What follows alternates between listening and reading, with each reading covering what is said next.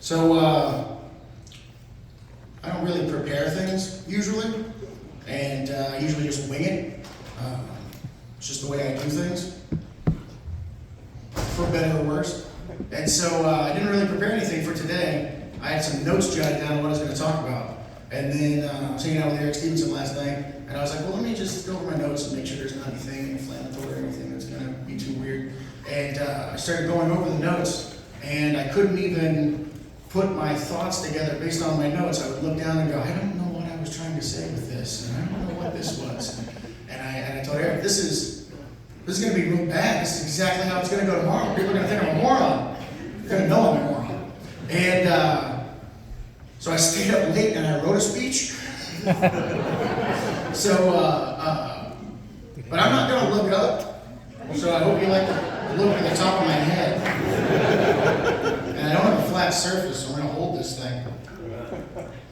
I guess my point is I want to lower expectations. And then where are the cameras for the live stream? Is this one?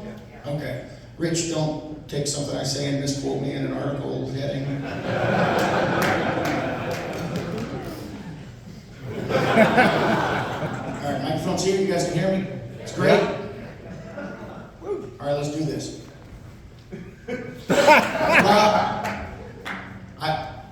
Failing in front of you is going to break my heart.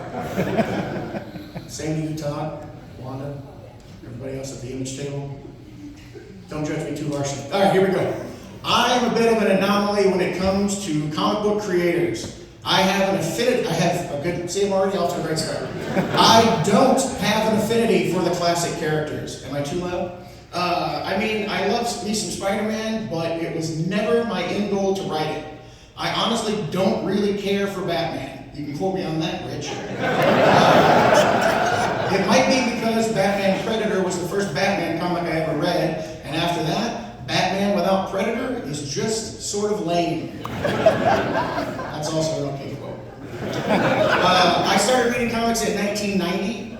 I read mostly Marvel, but very quickly all my favorite artists left and formed Image Comics, and that's when I became enamored with new. From that point on, I was hooked. I wanted to make comics my life, and I wanted to create my own new characters. I did 4 short years at Marvel Comics, leaving in 2008 and for the last, 20 years, I've lived the most rewarding creative years. Beyond anything I could have imagined. I honestly wake up every day thankful for the life I'm fortunate enough to live, and that life is due in no small part to the people in this room. Sincerely, from the bottom of my heart, thank you. Please give yourself a round of applause.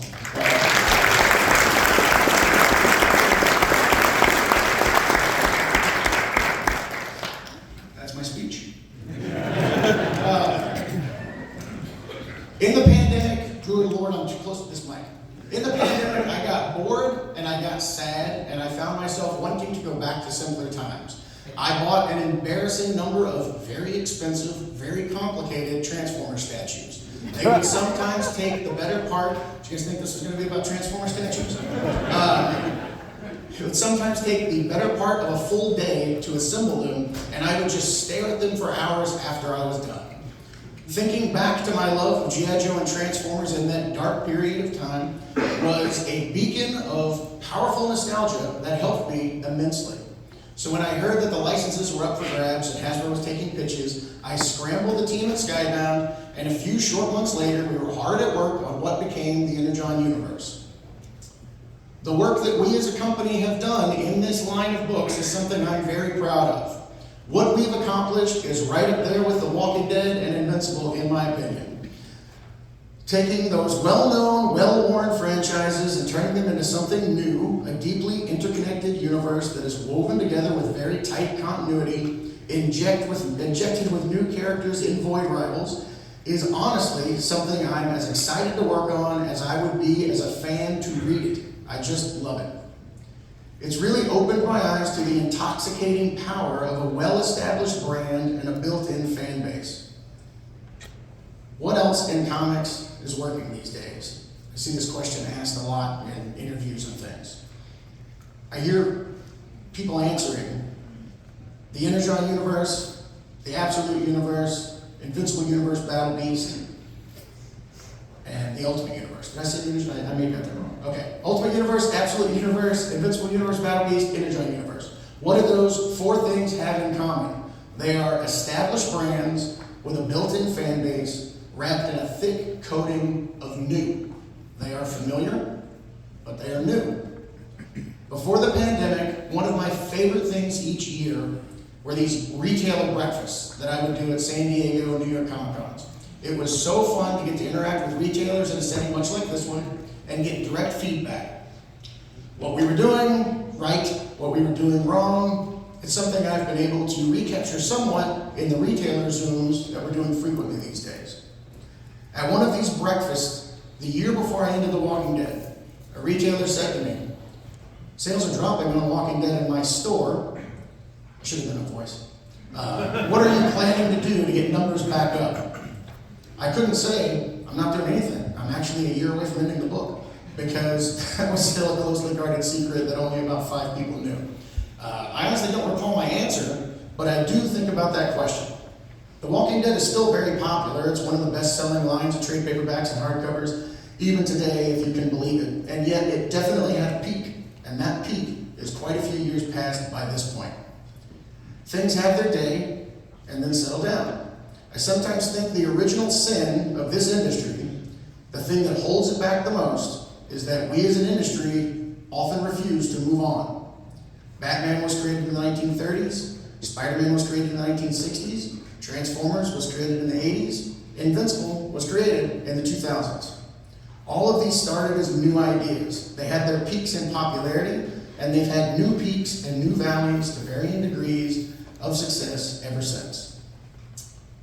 Invincible has a hit show, and it's hard to keep the collections in print. It may be in its peak right now, or it may still be climbing.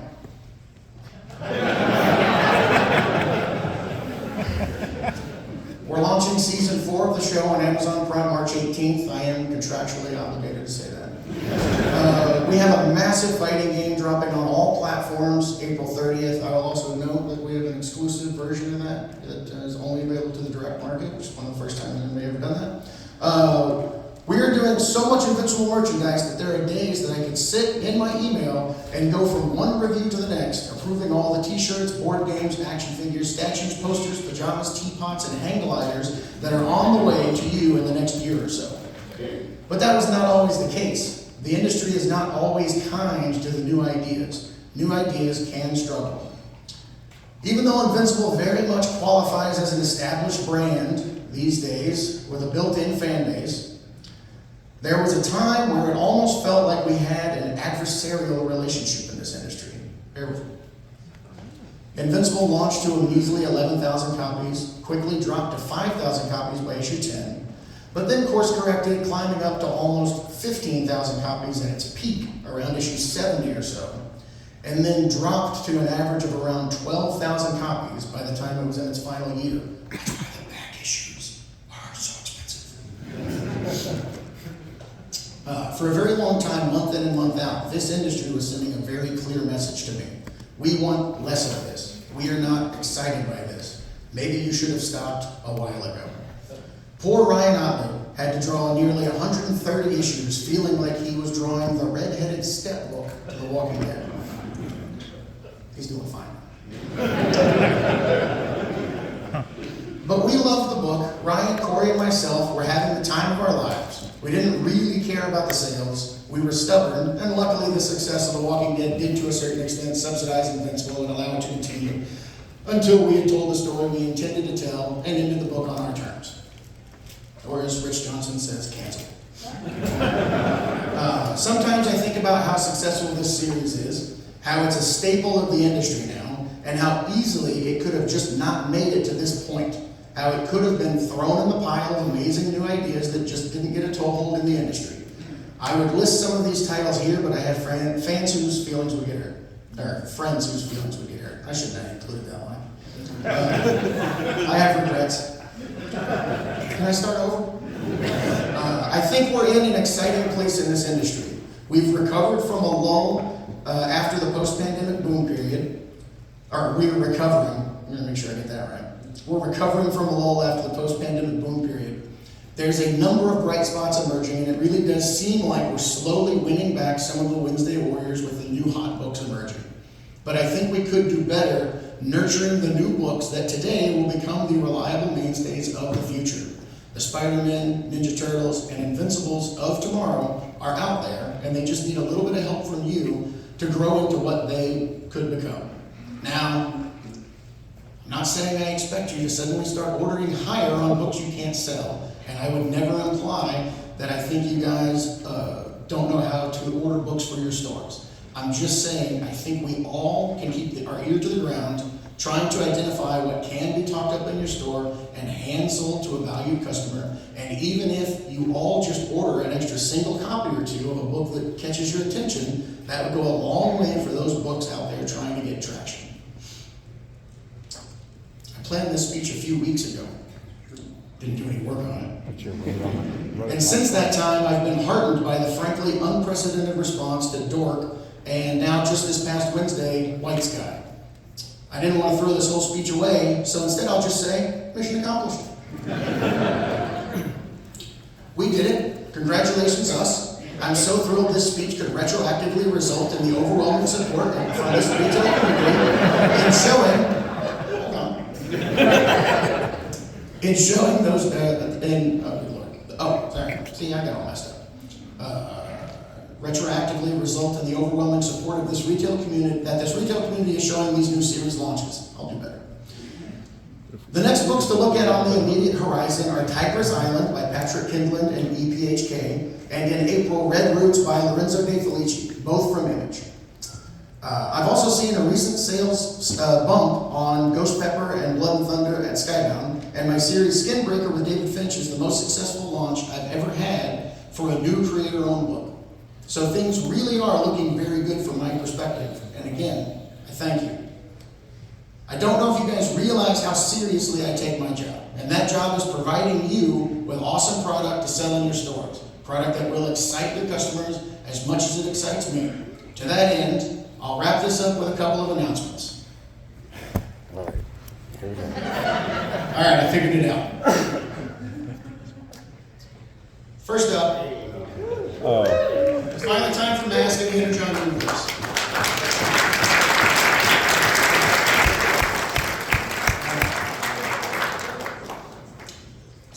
We got Dan Waters writing and Piedpar drawing the book.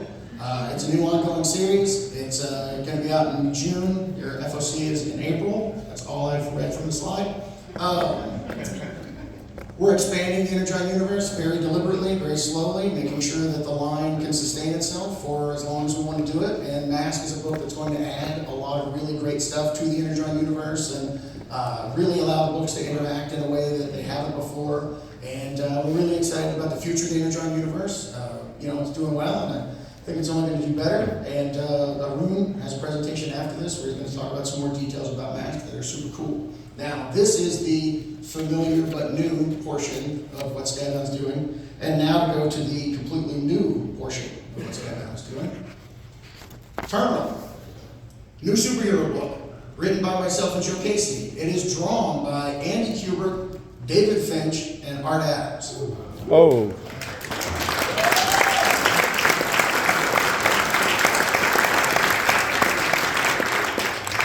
Again, my goal is to give you product that is undeniable, that people are going to be rushing into your stores to get. I could not be more excited about this series. This is an expansive superhero universe. The first time I've done this since Invincible.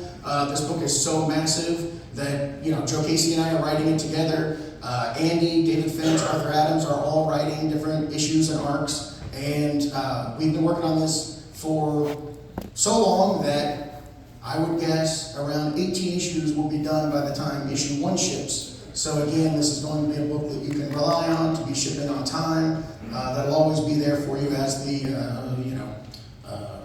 interest in the book hopefully grows over time. Go back to that screen. All right. Again, thank you. I love that we have an open dialogue and that we are able to exchange feedback at all times. And to that end, I will say that we at Skybound and Image always want to hear from you. If there's anything we can do to make your jobs easier, we will try to do it. Like right now, I'm going to stop talking and you can get on with